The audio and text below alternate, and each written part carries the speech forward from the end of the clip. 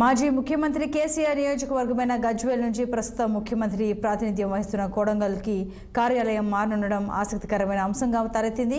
యాదాద్రి జిల్లాలోని యాదగిరిగుట్ట పరిసర ప్రదేశాల అభివృద్ధి కోసం ఏర్పాటు చేసిన ప్రత్యేక డివిజన్ కార్యాలయం కూడా మరో ప్రాంతానికి మారనుంది. యాదాద్రి నుంచి రంగారెడ్డి జిల్లాలోని రాజేంద్రనగర్ దగ్గర నూతనంగా నిర్మితమవుతున్న హైకోర్టు భవనం ప్రాంగణానికి ఈ కార్యాలయం తరలిస్తున్నట్లు తెలిసింది.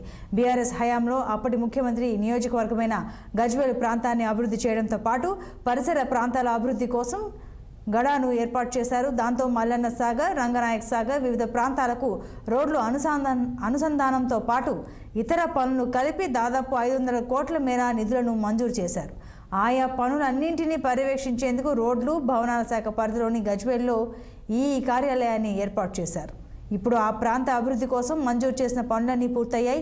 అదే సమయంలో కడాకు వివిధ రకాల పనులతో పాటు సమీకృత గురుకులాల నిర్మాణ పనులు కలిపి దాదాపు 500 కోట్ల మేర పనులు మంజూరయ్యాయి. ఈ నేపథ్యంలో కడాలో పనులు ఎక్కువగా ఉండడం, పైగా సీఎం సొంత నియోజకవర్గం కావడంతో ప్రత్యేక కార్యాలయాన్ని అక్కడ ఏర్పాటు చేయాలని శాఖ నిర్ణయించినట్టు తెలిసింది.